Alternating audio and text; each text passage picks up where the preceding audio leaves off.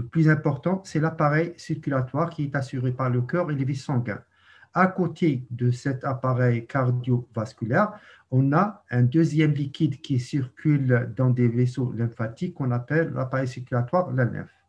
Donc, voici un schéma généralisé qui vous montre comment se fait la circulation du sang et la lymphe. Vous avez en haut la circulation cardiovasculaire qui intéresse le cœur ainsi que les artères et les vaisseaux, du sang riche en oxygène ainsi que le sang riche en CO2, gaz carbonique. De l'autre part, vous avez à côté de cette circulation vasculaire sanguine se trouve une deuxième circulation qu'on appelle la circulation lymphatique, où circule la lymphe. Donc, on va commencer l'explication de cet appareil, l'appareil cardiovasculaire, où se fait la circulation du sang. Donc, premièrement, vous avez le cœur. C'est un organe où se fait la propulsion du sang, soit oxygéné ou la CO2. Il est formé par deux oreillettes de ventricule. La paroi du cœur, elle est faite de trois couches qu'on va détailler par la suite. Cette circulation sanguine, elle est assurée par deux circulations. Vous avez la petite circulation, qu'on appelle la circulation pulmonaire, entre le cœur et les deux poumons. Et de l'autre part, vous avez la circulation systémique ou la générale. Donc, entre le cœur et les poumons, c'est la petite circulation ou la circulation pulmonaire, où le cœur droit va collecter le sang veineux à travers la veine cave inférieure et la veine cave supérieure qui ne sont pas visibles. Ces deux veines caves vont déboucher au niveau de l'oreillette droite. De l'oreillette droite va éjecter le sang veineux au niveau du ventricule droit et le ventricule droit va éjecter le sang veineux dans l'artère pulmonaire qui va au niveau des deux poumons où se fait les échanges gazeux. Donc, cette artère pulmonaire va céder son CO2 et par la suite, vous avez la sortie du sang qui est riche en oxygène à travers les veines pulmonaires qui vont de retour vers le cœur gauche. Ils vont déboucher au niveau de l'oreillette gauche. Les quatre veines pulmonaires, donc vous avez deux qui arrivent du poumon droit, deux qui arrivent du poumon gauche, vont déboucher au niveau de l'oreillette gauche. L'oreillette gauche va éjecter le sang riche en CO2 vers le ventricule gauche.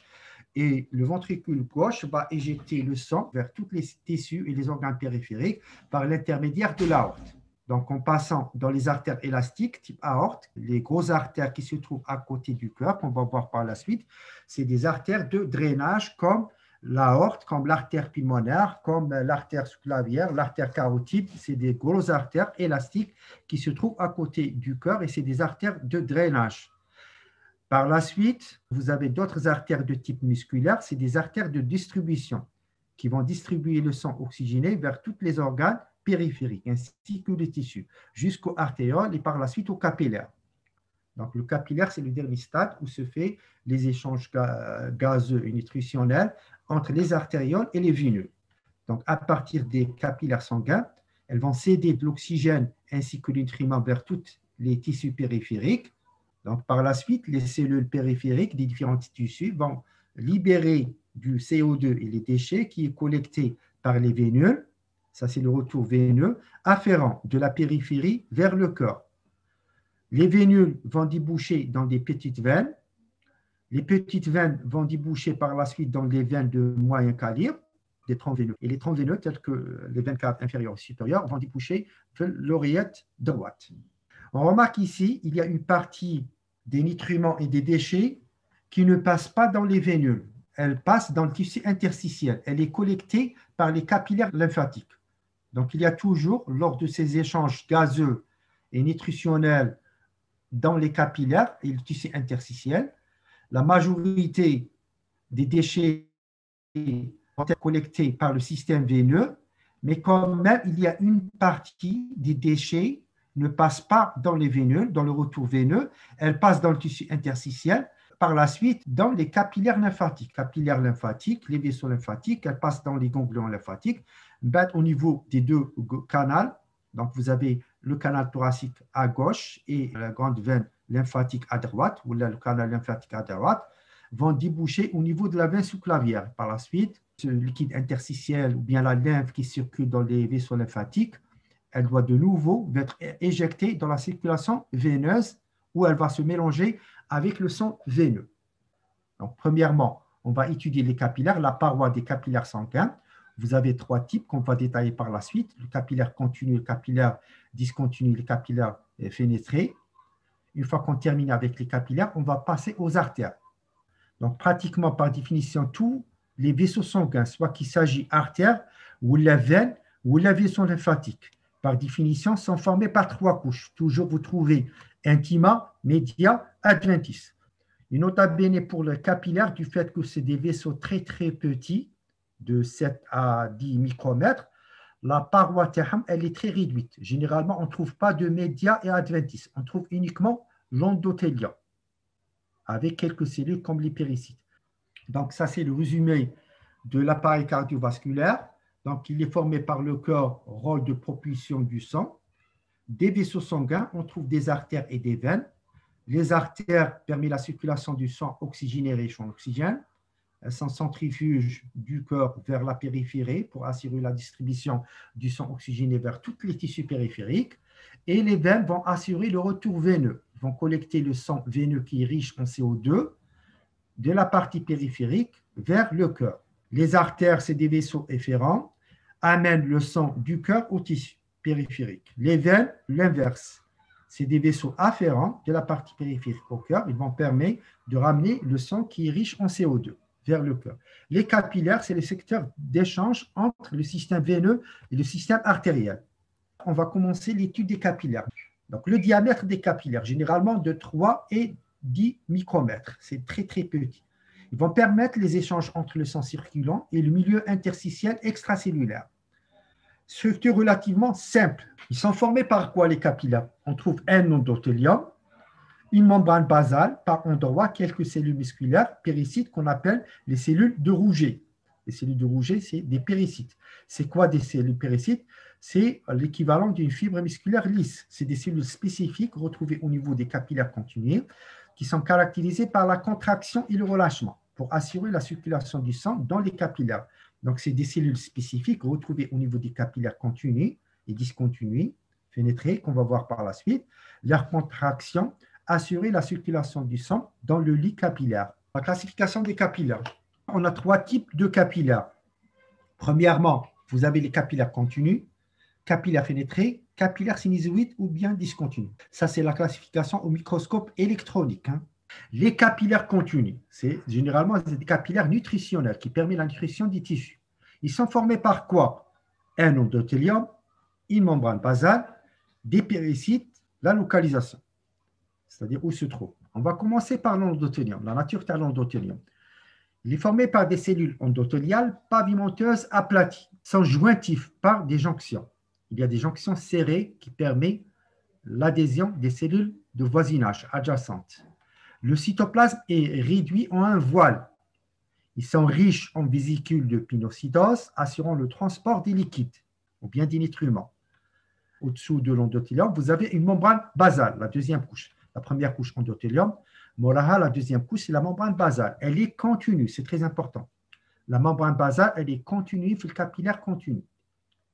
Doublée extérieurement par des fibres de réticuline pour donner une certaine résistance. Donc, on a mis en évidence la présence des fibres de réticuline qui ne sont que des fibres de collagène de type 3 pour donner une certaine rigidité. Bon, en dehors de la membrane basale, vous avez une cellule contractile qu'on appelle péricyte ou la cellule de Rouget.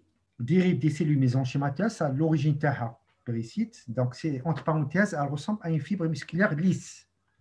Contient des protéines contractiles qui servent à la contraction pour assurer la circulation du sang à l'intérieur du capillaire. Où se trouve ce capillaire continu? Donc, c'est des capillaires nutritionnels. Se trouvent essentiellement au niveau du poumon, au niveau du muscle et le tube digestif. Ça, c'est les différentes localisations qu'on peut trouver les capillaires continus. Donc, voici coupe schématique d'un capillaire. Ça, c'est la lumière, ça, c'est la paroi. Donc, voici la cellule endothéliale. Normalement, on trouve 2 à 3 cellules. Cellule endothéliale. Elle est pavimenteuse, aplatie. Donc, normalement, il y a des moyens de jonction serrés qui vont permettre l'adhésion des cellules adjacentes. Donc, première couche, c'est la cellule endothéliale. La nature de la cellule endothéliale, c'est une cellule pavimenteuse aplatie où le noyau de la cellule fait saillir dans la lumière du capillaire. Ça, c'est circule le sang. La deuxième couche, c'est la membrane basale. Vous remarquez que la membrane basale, elle est toujours présente, elle est continue. Lorsqu'elle arrive ici, elle va se dédoubler pour donner deux feuilles, un feuille interne, un feuille externe. Ce que vous voyez ici, c'est le péricyte, c'est la cellule contractile ou bien la cellule de Rouget. On peut trouver des fibres de réticulés. Donc l'essentiel ici, il n'y a pas de pore et la membrane basale, elle est présente, elle est continue. On trouve des prolongements cytoplasmiques qui sont fins, des moyens de jonction serrés pour assurer la jonction et l'adhésion des cellules de voisinage, et toujours la présence du péricyte, de gouttelettes de pinocytose dans le cytoplasme pour assurer les échanges gazeux et métaboliques avec son milieu extérieur, matrice extracellulaire. Cas particulier des capillaires, surtout dans le système nerveux central. On a mis en évidence des capillaires spéciales qui vont former ce qu'on appelle la barrière hémato-encéphalique dans l'encéphale, par des points essentiels. Donc, il y a importance de dispositifs de jonction, en particulier des types jonction serrée, rareté des vésicules de pinocytose, donc à l'intérieur des cellules endothéliales. Donc, on a mis en évidence la présence des tight jonctions serrées pour assurer l'adhésion des cellules endothéliales. Et dans le cytoplasme des cellules endothéliales, il y a des rares vésicules de pinocytose. Et présence de transporteurs membraneurs pouvant agir dans les deux sens, donc pour permettre la nutrition de l'encéphale ou bien du système nerveux central. En plus de la cellule endothéliale du péricyte, on a mis en évidence la présence des pieds des astrocytes. Les astrocytes, c'est quoi? C'est des cellules de soutien qui accompagnent les cellules nerveuses, qui sont associées aux capillaires, interviennent dans le métabolisme de la barrière hémato-encéphalique. Les péricytes sont enfin nombreux. Voici une coupe schématique d'un capillaire continu au niveau du système nerveux central. L'exemple encéphale. Donc, ça, c'est un capillaire sanguin continu. Vous avez la lumière, la paroi. La paroi, elle est faite par des cellules endothéliales avec des prolongements cytoplasmiques, moins de gouttelettes de pinocytose. Et il y a des tight junctions, donc il n'y a pas de jonction perméable. Donc, les cellules sont bien liées entre eux par des jonctions tight, des jonctions serrées. En dehors, vous avez toujours la présence du péricyte avec la membrane basale. Elle est toujours présente. Elle se dédouble ici entre le péricyte, la couche extérieure du péricyte, et la couche interne du péricyte. Et vous remarquez des pieds ça c'est des prolongements cytoplasmiques car les astrocytes, les cellules de soutien qui accompagnent les cellules nerveuses. Et nota bene, lorsque le capillaire va ramener l'oxygène et la nourriture aux cellules nerveuses dans l'encéphale, jamais mais qu'il y ait un contact direct entre le capillaire et la cellule nerveuse. Qui جيب هذا le capillaire, la nourriture et l'oxygène, il يفوت مع l'astrocyte ou l'astrocyte هو يمدها la cellule nerveuse. Ou s'il y a des déchets ou là, la cellule nerveuse, elle peut les donner aux astrocytes. Ça, c'est des prolongements cytoplasmiques des cellules de soutien qu'on appelle les astrocytes. Donc, la cellule nerveuse, elle est protégée par les astrocytes. Ces astrocytes vont donner des prolongements cytoplasmiques qu'on les appelle les pieds des astrocytes. Et c'est à partir de ces prolongements cytoplasmiques que la cellule nerveuse, elle, se nourrit. Donc, vous remarquez que l'encéphale, il est très, très bien protégé. Donc, il y a un filtre sélectif à travers la cellule endothéliale, la membrane basale et l'astrocyte. On va passer au deuxième type de capillaire, c'est le capillaire fénétré. Il est caractérisé par la perforation de la paroi endothéliale. Deuxièmement, toujours la présence de la lame basale ou la membrane basale. Elle est toujours présente. Elle est présente dans le capillaire continu ou le capillaire fénétré. C'est très important. Maintenant, la localisation. Où se trouvent ces capillaires fénétrés? Donc, ils se trouvent essentiellement au niveau des reins, le glomérule de Malpighi, les plexus choroïdes. Les plexus choroïdes, on fait les ventricules. C'est-à-dire l'encéphale, les ventricules latéraux, le troisième ventricule, le quatrième ventricule, où se fait la circulation du LCR, le liquide céphalorachidien. Et c'est eux qui vont assurer la synthèse et l'excrétion du LCR, le liquide céphalorachidien. Troisième localisation des capillaires fénétrés, c'est pratiquement tous les glandes endocrines. Et en fin de compte, on peut trouver les capillaires fénétrés dans l'intestin grêle. Voici une coupe schématique d'un capillaire fénétré. Donc ça, c'est la lumière du capillaire. Ça, c'est la cellule endothéliale en jaune. On peut avoir une, voilà deux, voilà trois. Ça ne dépasse pas les 5. En dehors de la cellule endothéliale, vous remarquez toujours en bleu la présence de la lame basale ou la membrane basale. Elle est toujours continue, elle est toujours présente, obligatoire, avec la présence des péricytes. d'origine cellule mésenchymateuse, c'est-à-dire le mésenchyme. C'est des cellules myocontractiles, elles peuvent se contracter. Donc le deuxième type de capillaire, on l'appelle fénétré, capillaire fénétré, du fait qu'il y a des pores, des fénestrations au niveau de la cellule endothéliale, telle la membrane basale. La membrane basale, elle est toujours présente, elle est continue. Par contre, la fenestration, jaillit sur la membrane cytoplasmique, c'est la cellule endothéliale. Donc pores, pores, pores, pores, etc. Donc on les appelle des pores ou la fenestration. C'est pour ça qu'on l'appelle capillaire fénétré. Maintenant, on va passer au troisième type de capillaire. Le plus grand, c'est le capillaire discontinu ou la sinusoïde. Il y a trois noms. On l'appelle discontinu en rapport avec la membrane basale. Elle est discontinue ou la absente, voire absente. On l'appelle sinusoïde. Il est de grand diamètre. Le capillaire discontinu ou la sinusoïde, il est très grand par rapport au fenêtré et par rapport au continu. Le fenêtré et continu, généralement, ont le même diamètre. Ça ne dépasse pas les 10 micromètres. Il possède des véritables orifices transmembranaires. Ce n'est pas des pores, mais des grands orifices dans sa membrane cytoplasmique. C'est des grandes ouvertures cytoplasmiques. Leur membrane basale est discontinue ou absente. Ici, la circulation du sang, elle est ralentie. Le rôle, le capillaire discontinu ou la sinusoïde, facilite le passage des éléments figurés du sang, c'est-à-dire c'est ici où se fait la diapétèse. La diapétèse, c'est quoi? C'est la sortie des globules blancs, le capillaire, vers le tissu interstitiel. Maintenant, la localisation. Où peut-on trouver ces capillaires discontinus ou la sinusoïde? On les trouve au niveau de la rate, le foie, la moelle osseuse hématopoïétique. Donc, voici le schéma d'un capillaire discontinu ou la sinusoïde. Donc, le diamètre il est très grand, très volumineux par rapport au continu fénétré.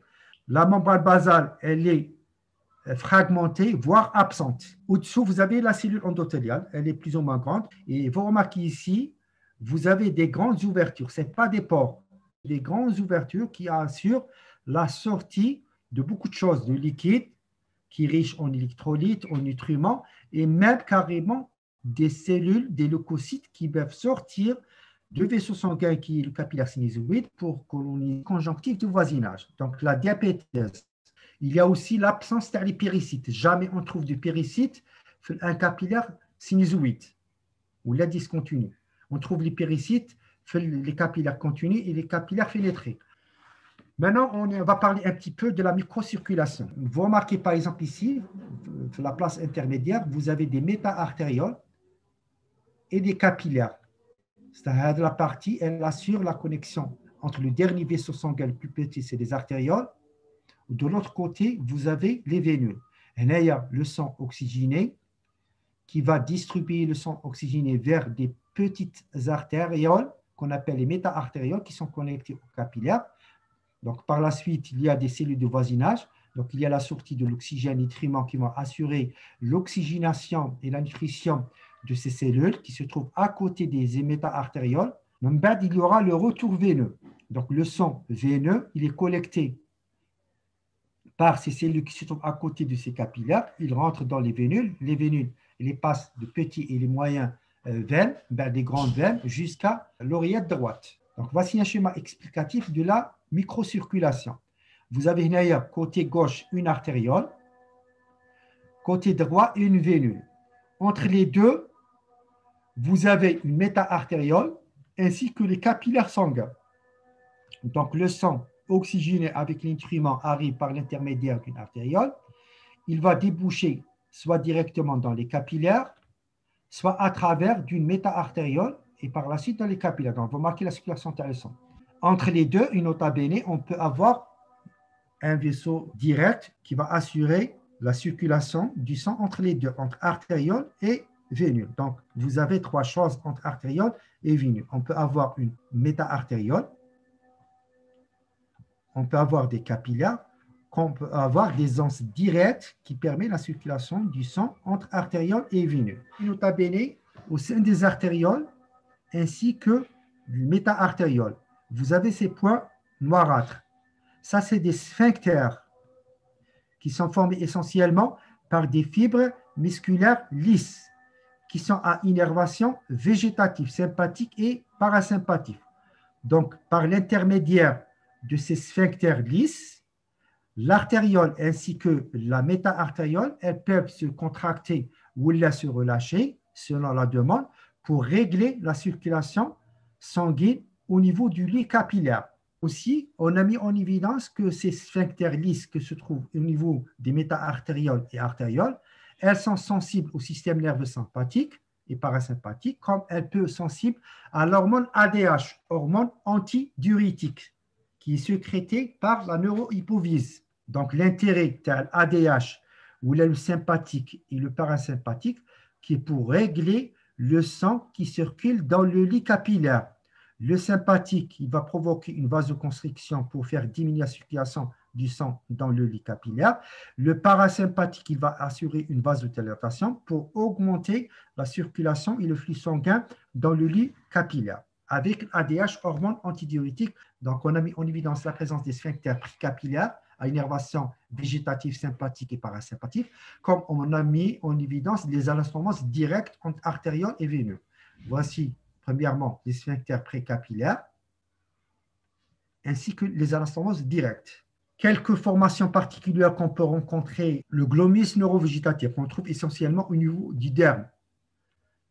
Un shunt particulier est présent surtout au niveau des extrémités, les glomus neurovégétatifs, comme surtout au niveau du membre supérieur, au niveau du doigt. C'est quoi ce glomus? C'est un petit organe ovoïde.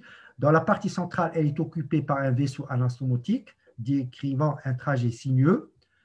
Dans ce vaisseau, on trouve la paroi de ce vaisseau, elle est faite par un endothélium, la média et l'adventice. La nature de l'endothélium du vaisseau anastomotique est le plus souvent cubique. La nature de la cellule endothéliale du glomus, elle est cubique avec absence de limitante élastique interne. La limitante élastique interne, elle est très bien développée pour les artères musculaires. Par contre, pour les artérioles, elle peut être présente ou absente. Pour le cas de l'endothélium du glomus, elle est absente. La média, elle est formée par des cellules musculaires lisses qu'on appelle épithéloïdes, qui sont pauvres en myofibrilles. L'adventice, elle est épaisse, riche en fibres nerveuses du système nerveux sympathique. Donc, la nature et le rôle du glomus, c'est pour régler la circulation sanguine. Donc, on est au niveau du derme, de la peau, au niveau des mains. Donc, il y a une artériole spécifique, elle est exceptionnelle, qui se trouve entre la circulation artérielle et veineuse. Donc, comme l'endothélium, la média et l'adventice. L'endothélium formé par des cellules cubiques, la média formée par des cellules musculaires lisses de nature épithéloïde, et en fin de compte, la troisième couche, l'adventice, elle est plus ou moins épaisse. Ça, c'est une organite spécifique qui va régler la circulation du sang au niveau du derme de la peau. En cas d'anomalie du shunt, du glomus, dans les mains, vous avez ce qu'on appelle le syndrome de Raynaud, le phénomène de Raynaud. Vous avez les extrémités qui apparaissent bleuâtres. Pourquoi? Parce que le sang n'arrive pas au niveau des extrémités des doigts, ce qui va aboutir à l'apparition des mains blancs ou la bleu ou la rouge. Du fait que le sang n'arrive pas à circuler au niveau des extrémités des doigts, en rapport à un dysfonctionnement de ces glomus, ce qu'on appelle le phénomène de Raynaud, qui est une hypovascularisation des extrémités du doigt, surtout le froid, l'hiver, pendant la période hivernale. Donc, il y aura une mauvaise circulation des extrémités du doigt, ce qui va donner des doigts avec couleur blanc ou la bleue ou la rouge. Pourquoi? Le sang arrive mal à circuler au niveau des extrémités du doigt en rapport avec un dysfonctionnement de ces glomus. En cas de lésion de ces glomus, secondaire à une inflammation ou la thrombose ou la tumeur, ce qui va donner une vascularité, inflammation des vaisseaux sanguins. Parce que ces glomus, c'est une variété de la microcirculation. Autre exemple de microcirculation. Dans le cas normal, la microcirculation, comme côté gauche toujours artériole, côté droit veinule, ou entre les deux, comme capillaire, ce qu'on appelle type classique. Deuxième exemple, on peut avoir une connexion entre deux veines, généralement veine ou la vénule, veineux. Entre les deux capillaires, il y a la circulation uniquement du sang veineux, ce qu'on appelle le système porte-veineux. Cette structure spécifique, elle est retrouvée dans quelques organes. Parmi ces organes, c'est le foie. C'est le foie qui est le système porte-veineux. Le foie ou l'hypophyse. Il y a un deuxième exemple de système porte qu'on retrouve dans l'axe hypothalamo-hypophysaire, celui-là. Donc ici, vous êtes au niveau de l'hypophyse, c'est-à-dire la partie supérieure de l'hypophyse. Troisième système, Le système admirable, il y a deux artères ou les artérioles. Bon, je fais trois exemples. Premier exemple, microcirculation normale, mais artériole veineuse. Deuxième exemple, c'est un exemple spécifique de la microcirculation qui uniquement fait deux organes. Tel qu'on fait le foie ou tel qu'on fait l'hypophyse. C'est le système porte veineux, veine ou la veineux. Troisième exemple, artère. Au niveau du rein, comme les glomérulus de Malpighi ou la corpuscule de Malpighi, qu'on appelle le système porte artériel. L'histophysiologie, rôle de barrière à perméabilité sélective, donc à travers ces cellules endothéliales qui se trouvent dans les capillaires ainsi que les artérioles, il y a une diffusion passive cytoplasmique, c'est-à-dire le gaz, l'oxygène et le CO2 diffusent facilement ainsi que les électrolytes, les ions, le sodium, le magnésium, le potassium, le calcium, etc., circulent normalement passivement dans les deux sens, entre le vaisseau sanguin et le milieu interstitiel. Deuxième passage actif, facilité, qui passe à travers les cellules par pinocytose, surtout la circulation entre les protéines et les lipides. Il y a aussi les capillaires, surtout discontinus, ainsi que les artérioles. Les cellules, surtout les leucocytes, peuvent traverser la paroi des cellules endothéliales par diapétèse et pénétrant dans le tissu interstitiel du voisinage. Donc, on voit ce phénomène surtout dans les capillaires discontinus ou la sinusoïde, ainsi que les artérioles. On va parler un petit peu du rôle car les cellules endothéliales. Donc, un rôle initiateur de l'angiogénèse.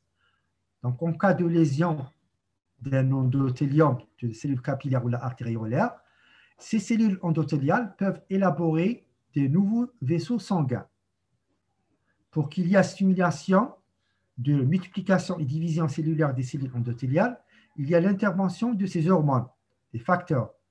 Donc, il y a le VEGF, Vascular Endothelial Growth Factor, qui stimule la division cellulaire des cellules endothéliales.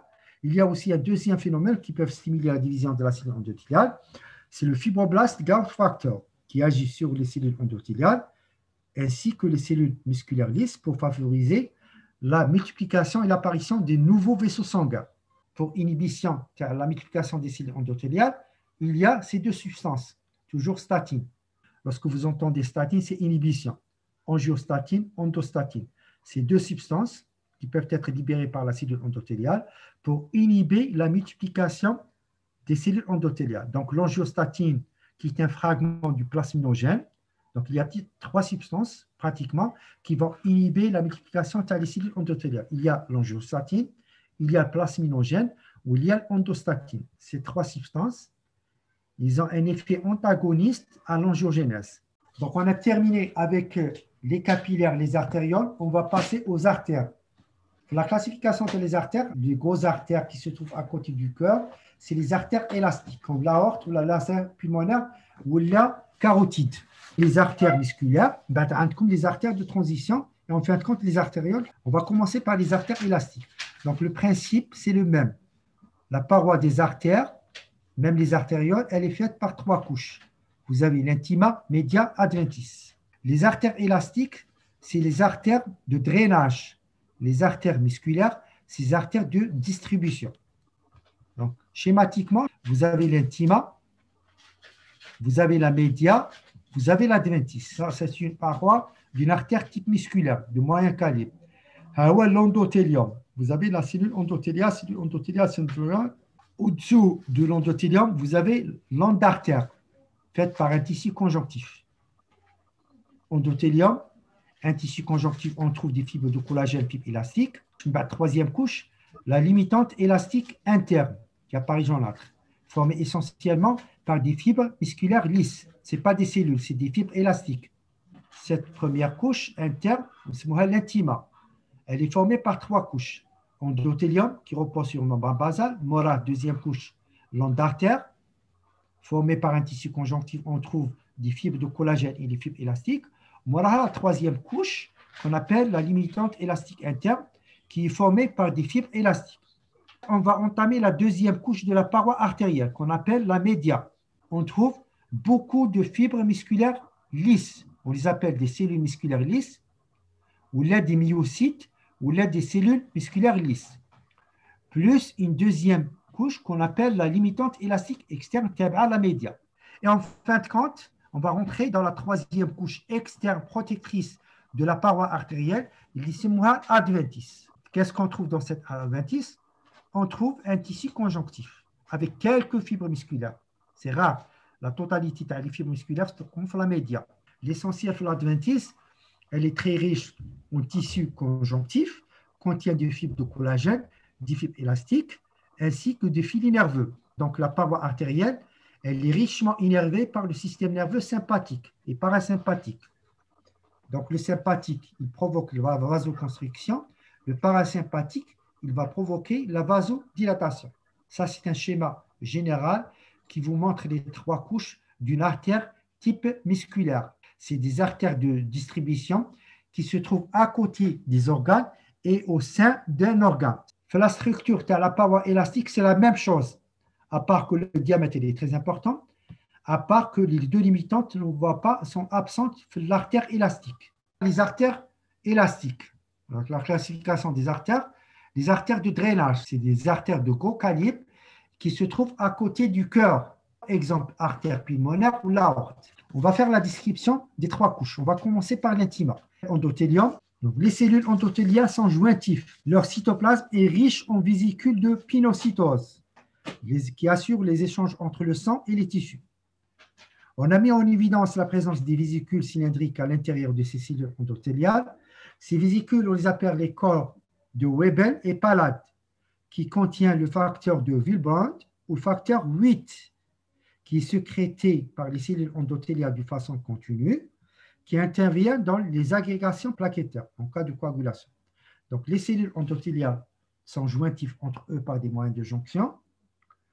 On a mis en évidence la présence de beaucoup de vésicules de pinocytose à l'intérieur du cytoplasme des cellules, comme on a mis en évidence la présence des vésicules de type corps de Weber et Palade. À l'intérieur de ces corps de Weber et Palade, vous avez ce qu'on appelle le facteur de Willebrand ou bien le facteur 8, qui joue un rôle fondamental dans l'agrégation plaquettaire et qui est sécrété de façon continue.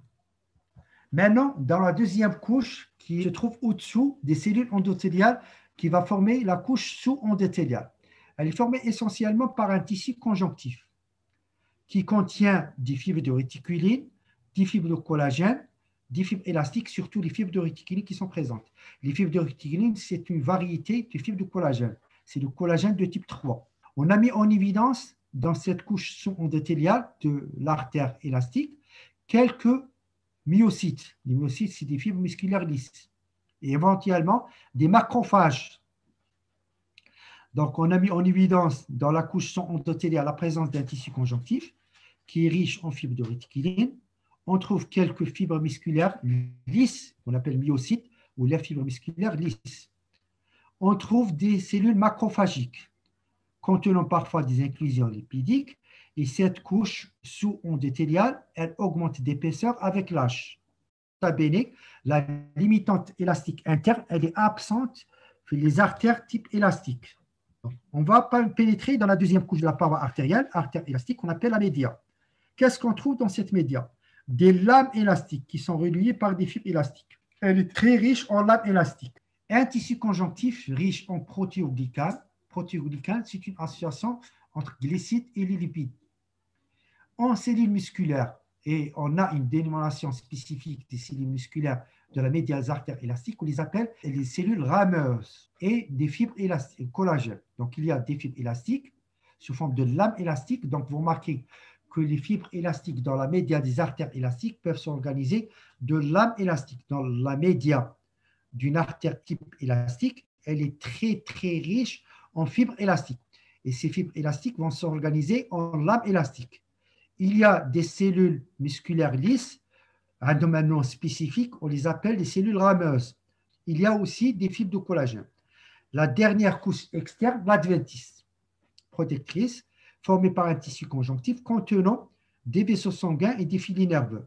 Donc, voici une coupe schématique d'une artère type élastique. C'est des artères de gros volume. C'est la lumière de l'artère, c'est la paroi artérielle. Toujours par définition, comme les trois couches, l'intima, la média et l'adventice.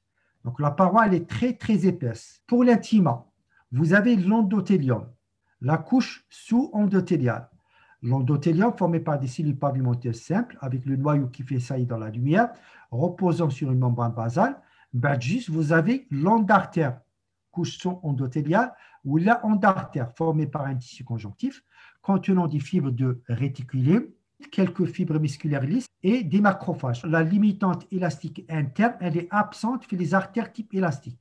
La deuxième couche, la média. La média, elle est très bien développée chez les artères élastiques, comme l'aorte ou l'artère pulmonaire. Les noyaux, les fibres musculaires lisses. Donc, il y a beaucoup de cellules musculaires lisses, les myocytes. Un nom spécifique, les cellules rameuses. Des lames élastiques. Chaque lame élastique, elle est formée par des milliers de fibres élastiques. Pourquoi? Parce que ces artères se trouvent à côté du cœur et lors de la systole, le cœur va éjecter avec une pression énorme. Donc, pour éviter la déchirure de la paroi artérielle, il y a l'intervention de ces lames élastiques pour permettre l'élasticité de la paroi artérielle. Maintenant, pour les cellules rameuses. Les cellules rameuses, c'est les fibres musculaires lisses retrouvées au niveau de la média de l'artère élastique. Pourquoi on les appelle les cellules rameuses? Pourquoi elles possèdent des fibres élastiques de façon transverse? Ces fibres musculaires lisses possèdent de part et d'autre des fibres élastiques qui vont s'associer aux lames élastiques. Et lors de la systole cardiaque, lors de la systole, l'éjection du sang, ces cellules vont bouger, vont faire des mouvements de va-et-vient par l'intermédiaire de ces rames pour permettre la circulation du sang en aval. Vous remarquez ici l'absence de la limitante élastique externe. Et on va rentrer dans la troisième couche, l'adventice, elle aussi, elle est très bien développée. Vous avez un tissu conjonctif qui contient beaucoup de fibres de collagène, des fibres élastiques, des fibroblastes, des fibrocytes, des vaisseaux sanguins, vasa vasorum, et des filets nerveux. Donc la paroi artérielle, elle est richement vascularisée et richement innervée. L'intérêt et le rôle de ces vaisseaux sanguins qu'on appelle des vasa vasorum, c'est pour la nutrition de la partie externe de la paroi artérielle. La partie interne de la paroi artérielle, elle se nourrit par imbibition. L'oxygène et les nutriments vont diffuser dans la partie interne, l'endothélium, l'onde d'artère et la partie interne de la média. Par contre, la partie externe des fibres musculaires lisses et les différentes cellules, elle se nourrit à travers les vasa vasorum. De l'autre côté, vous avez une innervation en rapport avec le système nerveux végétatif sympathique et parasympathique. Le sympathique qui va provoquer une vasoconstriction, le parasympathique une vasodilatation de la paroi artérielle. Donc ces nerfs, on les appelle les nervi vasorum. Les vaisseaux sont appelés vasa vasorum qui assurent la nutrition. L'innervation en rapport avec le sympathique et le parasympathique, on les appelle nervi vasorum. Donc B, les artères musculaires. Et c'est des artères de distribution, se trouvent à côté des organes et à l'intérieur des organes, c'est-à-dire ils vont assurer la nutrition des organes, ainsi que le tissu qui se trouve à l'intérieur. C'est des artères de moyen et de petit calibre. C'est la même définition qui se répète, même la paroi d'artère musculaire, elle est faite par l'intima, la média et l'adventice. Maintenant, pour l'intima, elle est moins épaisse que la précédente, avec la présence de la limitante élastique interne. Elle est obligatoire. La média, la deuxième couche intermédiaire, elle est constituée par des fibres musculaires lisses. Elle est très riche en fibres musculaires lisses. Par contre, elle couche les lames élastiques. Elle a un rôle dans la vasomotricité, comme on peut avoir la présence car la limitante élastique externe. Ça dépend de quel type d'artère. La limitante élastique interne, elle est toujours présente. C'est des artères musculaires de moyen et de petit calibre. Et pour la limitante élastique externe, elle est présente les artères musculaires de gros calibre. Par contre, les artères de très petit diamètre, ainsi que les artérioles, on peut avoir l'absence de les limitantes élastiques externes. Pour l'adventice, identique, elle contient un tissu conjonctif. Donc, voici une coupe schématique d'une artère type musculaire. La lumière, la paroi artérielle. De l'intérieur à l'extérieur, vous avez l'intima, la média, l'adventice. Pour l'intima, vous avez l'endothélium. Vous avez le noyau qui a les cellules endothéliales qui fait saillie dans la lumière. La nature de l'endothélium, c'est un épithélium pavimenteux simple, reposant sur une membrane basale, avec la couche sous-endothéliale et la limitante élastique interne. La média, elle est moins épaisse par rapport à la média de l'artère élastique. Elle est très riche en fibres musculaires lisses. Maintenant, pour les tissus élastiques, il est organisé en fibres élastiques, ils n'ont pas de lame élastique, éparpillés sur la longueur de la média. Il se trouve aussi dans les limitantes élastiques internes et la limitante élastique externe. Ces cellules musculaires qui se trouvent au niveau de la média, ils vont assurer la synthèse de la substance fondamentale du tissu conjonctif, la synthèse des fibres de collagène, la synthèse des fibres élastiques. Tout l'origine du tissu conjonctif, il est synthétisé par les fibres musculaires lisses qui se trouvent dans la média. Et c'est pareil, hein, ces fibres musculaires lisses, soit que vous êtes au niveau de la média d'une artère musculaire ou là d'une artère élastique. Le rôle des cellules musculaires, c'est la contraction, le rôle primordial, le premier rôle. Le deuxième rôle, c'est la fabrication de la substance fondamentale, les fibres de collagène et les fibres élastiques. Troisième couche externe, c'est l'adventice.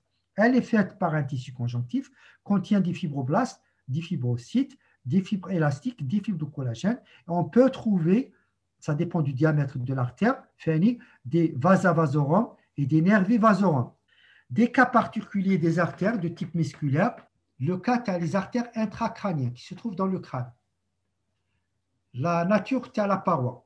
Elle possède une paroi mince du fait que des artères de moyen calibre, vous remarquez ici l'absence de la limitante élastique externe. Par contre, la limitante élastique interne, elle est présente, puis les artères intracrâniennes. Et en fin de compte, l'adventice, elle est fine. D'autres artères de type musculaire, c'est les artères à dispositif de bloc. C'est des artères spéciales chez l'homme, le pénis, au niveau du corps spongieux et caverneux. C'est des renforcements de faisceaux musculaires lisses au niveau de leur paroi. On rencontre ce type de les artères à dispositif de bloc, tissu érectile. Au niveau du pénis, vous avez 3 corps, 2 corps caverneux et un corps spongieux. Et où vous avez des artères spéciales qu'on appelle les artères de dispositif du bloc. L'intérêt et le rôle de ces artères, c'est des artères spécifiques qui, secondairement, lors de l'érection, vous avez une vasodilatation. Et cette vasodilatation, elle reste quelques moments, qui va assurer l'érection du pénis. Secondaire à une sécrétion d'un produit qu'on appelle l'oxyde nitrique. Donc, on a parlé des artères élastiques, des artères musculaires, et vous avez des artères de transition. C'est des artères qui se trouvent entre des artères élastiques et des artères musculaires. Il n'y a pas grand-chose. C'est des artères qui possèdent toujours intima, média, adventice. Progressif, c'est le cas des artères sous-clavières, c'est une artère de transition. Et les artères de transiliaque, c'est des artères de transition. Maintenant, on va faire une petite description des artérioles. Dans la classification des artérioles, vous avez 2 types. Il y a des artérioles qui sont un petit peu gros, de diamètre entre 0,3 nanomètres jusqu'à 50 micromètres. Vous avez les 3 couches, l'intima, média, adventice, avec un diamètre de 0,3 nanomètres jusqu'à 50 micromètres. Pour l'intima, elle est pratiquement réduite à l'endothélium et une limitante élastique interne. Vous remarquez, même au niveau de ces artérioles qui sont un petit peu grandes, il y a la présence de la limitante élastique interne. Mais elle est très très fine. Mais quand même, elle est présente. Deuxième couche intermédiaire, c'est la média. Dans la média, vous avez quelques fibres musculaires lisses. On a 1 à 3 couches. Donc, par exemple, au niveau de l'artère type musculaire, vous avez une média qui est très très bien développée. On a plusieurs couches, des centaines ou des milliers de couches de fibres musculaires lisses. Par contre, l'artériole qui est un petit peu grande, vous avez 3 couches de fibres musculaires lisses. Et vous remarquez, il y a l'absence de la limitante élastique externe. Donc, ces artérioles qui sont un petit peu grandes, vous avez un endothélium, une limitante élastique interne qui est très fine, mais elle est présente. Une média, elle est très très réduite, formée par quelques fibres musculaires lisses, 1 à 3 couches. Et en fin de compte, la dernière couche, l'adventice, elle est très mince, elle est très riche en fibres nerveuses. Elle est toujours innervée par le système nerveux végétatif, sympathique et parasympathique. Maintenant, les artérioles de petite taille, les artérioles moins de 50 micromètres, sont habituellement dépourvues de limitantes élastiques internes et externes. Les 2 limitantes sont carrément absentes. Pour la média, disposée d'une couche, il y a une seule couche de cellules musculaires circulaires. Donc la média, elle est moins développée. Et c'est les artérioles terminales qui mêlent les méta-artérioles. Donc l'adventice, elle est pratiquement absente. Elle est très réduite. une couche endothéliale avec une membrane basale, une adventice qui est virtuelle. Elle est présente, mais elle est très très fine. Donc ces artérioles de moins de 50 micromètres représentent les artérioles terminales, c'est-à-dire de la vascularisation artérielle. L'histophysiologie, l'endothélium rôle majeur de contrôle de la vasométricité. L'endothélium est un lien de passage entre le sang et la paroi des vaisseaux sous-jacents. Donc, une nota bene, on a mis en évidence que dans certaines artérioles et même dans des capillaires, surtout pulmonaires, se fait la conversion d'une substance qu'on appelle l'angiotensinogène. Donc, il y a des cellules qui se trouvent dans le rein, qu'on appelle les cellules myoépithéliales de Reuters, l'artère afférente du glomérule. Ces cellules sécrètent une rénine, une substance qui s'appelle la rénine. La rénine, elle va stimuler le foie pour qu'il sécrète une substance qu'on appelle l'angiotensinogène. Cette substance angiotensinogène تمشي la circulation sanguine. وتروح spécifiquement في les vaisseaux sanguins تاع les poumons. وتدخل في les cellules endothéliales تاع les artérioles avec les capillaires اللي جايين في البومون. هذاك angiotensinogène, elle doit être convertie en angiotensine 1 ou l'angiotensine 1, il doit être converti en angiotensine 2 pour régler la tension artérielle. Pour les cellules endothéliales, la cellule endothéliale, elle peut synthétiser deux substances. Il y a une substance pour provoquer la vasoconstriction, le même système qui met la rénine, angiotensine, endothéline. Ou qu'il y a de l'autre côté une deuxième substance qui peut être fabriquée par la cellule endothéliale qui va provoquer la vasodilatation qu'on a observée sur le tissu érectile. Donc, la cellule endothéliale, elle peut sécréter le VGF et le FGF pour permettre la multiplication de la cellule endothéliale. Elle peut fabriquer angiostatine ou la endostatine pour inhiber la multiplication. De l'autre côté, pour la vasoconstriction et la vasodilatation. Donc, on a mis en évidence que cette substance qu'on appelle endothéline, elle peut être fabriquée et sécrétée la cellule endothéliale pour provoquer un spasme, une vasoconstriction. De l'autre côté, on a mis en évidence que même cette cellule endothéliale, elle peut fabriquer une autre substance à effet antagoniste à la première qu'on appelle l'oxyde nitrique. Et cette substance oxyde nitrique, elle peut provoquer une vasodilatation. Le rôle des cellules musculaires, donc le rôle primordial, c'est la contraction. En même temps, ces cellules musculaires, ils vont élaborer dans la formation de la matrice extracellulaire, c'est-à-dire de la substance fondamentale, des fibres de collagène, des fibres élastiques et les fibres d'élitine. Grand 4, la vascularisation et innervation de la paroi artérielle. Donc, les artères du calibre supérieur à 1 mm doivent recevoir des vaisseaux nourricients que je appelle vasa vasorum au niveau de l'adventice. Ces vasa vasorum naissent à partir des petites artères et des veines. Se localisent, se distribuent dans l'adventice et peuvent pénétrer même dans les deux tiers externes de la média. Le un tiers interne de la paroi des artères, elle peut être nourrie par diffusion à travers le sang qui circule dans la lumière artérielle. Et par contre, la partie externe de la paroi artérielle, elle se nourrit à travers les vasa vasorum. L'innervation maintenant. L'innervation de la paroi artérielle se fait par le système nerveux autonome. Donc la contraction et le relâchement de la paroi artérielle se fait de façon involontaire. La contraction se fait de façon involontaire. Pourquoi? Parce qu'ils sont innervés par le système nerveux orthosympathique et parasympathique. Donc le système orthosympathique, il intervient sur la paroi artérielle à deux niveaux. Soit par les terminaisons nerveuses qui se trouvent dans l'adventice, par adluminal, les nervi vasorum qui se trouvent dans l'adventice et qui peuvent même pénétrer à la média, soit par diffusion des hormones, l'orthosympathique ou la sympathique. Ce sympathique, il peut intervenir sur la paroi artérielle à deux niveaux. Il peut intervenir directement dans l'adventice par l'intermédiaire des nervi vasorum, comme il peut intervenir par la lumière vasculaire. Donc, il y a des hormones, noradrénaline et adrénaline, qui arrivent par voie sanguine, qui vont pénétrer dans la cellule endothéliale où il photo la cellule musculaire lisse. Ils vont provoquer une vasoconstriction. Donc, le rôle qu'a l'orthosympathique pour les artères, il va provoquer une vasoconstriction. Pour le système parasympathique, où il y a l'intervention de l'acétylcholine qui intervient directement sur les cellules musculaires lisses ou indirectement sur les cellules endothéliales. Donc l'essentiel, le rôle primordial du système nerveux parasympathique, il va provoquer le relâchement des cellules musculaires lisses de la paroi artérielle, d'où vous avez une vasodilatation. On va passer pour le retour veineux, c'est-à-dire les veines du tissu périphérique vers le cœur. L'intima, la média, l'adventice. Donc pour la description, les veines possèdent une lumière plus large que les artères, elle est irrégulière. Toujours la veine, la lumière. Elle possède une lumière très large, très grande par rapport à l'artère, si on fait une étude comparative. Une paroi irrégulière. Et la paroi, elle est mince par rapport à celle de l'artère. La paroi, elle est plus fine que celle de l'artère. L'intima, elle est réduite à un endothélium et une couche sous-endothéliale qu'on appelle endoveine. Pour l'artère, la couche du tissu conjonctif d'artère.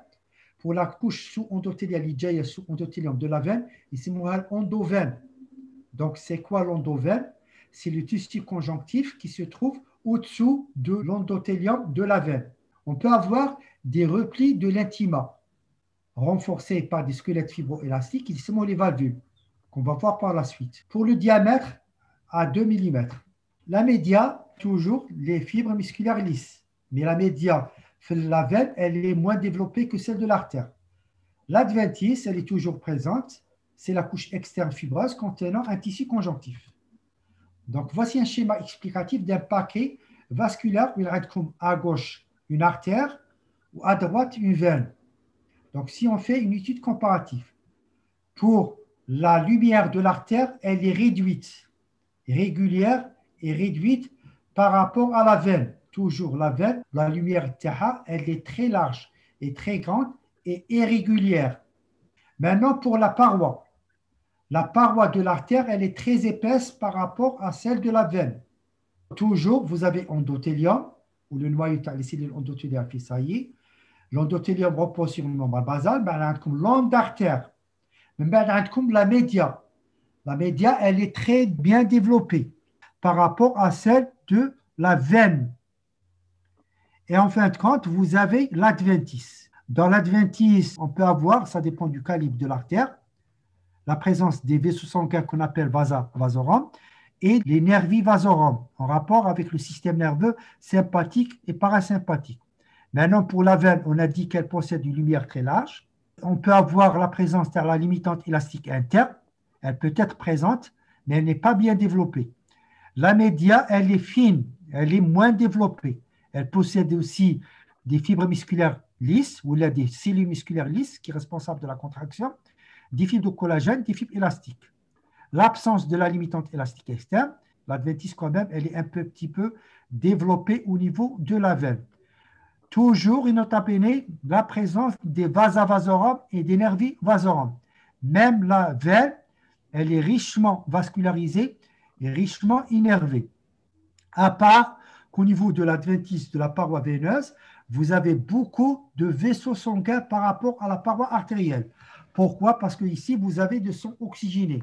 On a le sang veineux. C'est pour cela que les veines, au niveau de leur adventice, on trouve beaucoup de vaisseaux sanguins, des vasa vasorum. Les vénules, le diamètre des vénules, 0,2 à 1 mm. L'intima, elle est réduite à un endothélium. Uniquement parce que c'est des petits calibres. Les vénules, ça ressemble aux artérioles, mais elles sont moins développées par rapport aux artérioles. La média, elle contient un tissu conjonctif, il fait quelques fibres musculaires lisses. L'adventice, couche externe fibreuse, elle est présente, mais moins développée. Après les vénules, on passe aux veines. Le calibre il commence à augmenter. Pour les veines, vous avez deux types selon le calibre. Il y a les gros veines, il y a les petits et les moyens veines. Pour les grandes veines, le diamètre comprime 1 cm à 3 cm. Pour les petits veines et les veines de moyen calibre, leur diamètre de 1 mm à 1 cm. Pour la classification, tu as les veines. Il y a des veines infracardiaques et les veines supracardiaques. Donc, la classification des rénaux peut mettre en évidence deux types de veines, c'est-à-dire des veines qui se trouvent dans la partie infracardiaque, qu'on appelle les veines propulsives, qui se trouvent dans la partie inférieure. Et de l'autre côté, vous avez des veines supracardiaques qui se trouvent dans la partie supérieure du cœur, à côté du cœur. Donc, ces veines propulsives qui se trouvent dans la partie inférieure du corps. Et elles vont assurer le retour du sang vers le cœur contre la pesanteur.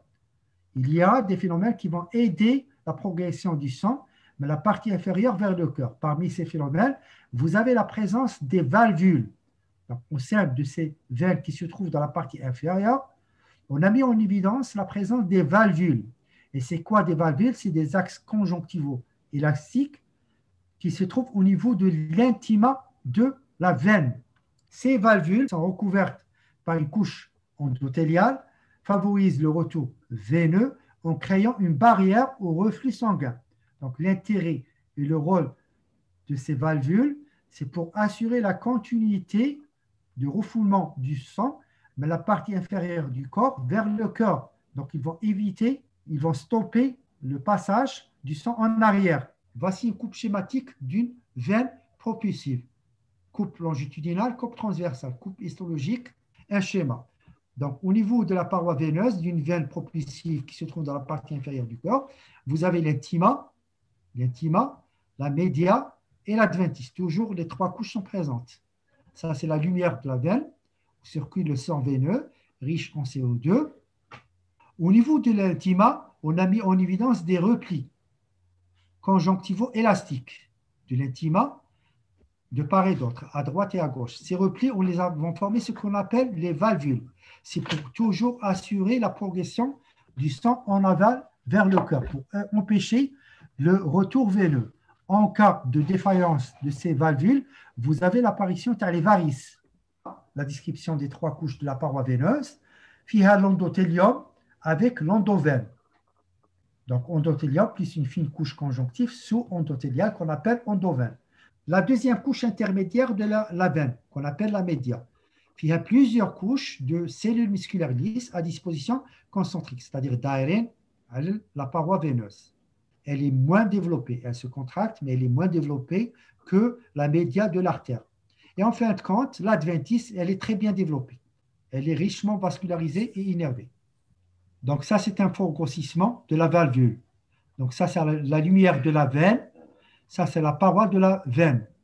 Donc vous avez l'intima avec les cellules endothéliales, la couche endoveine, la couche endothéliale, un repli. Puis vous avez la média avec plusieurs fibres musculaires lisses ou la cellule musculaire lisse ou la myocyte.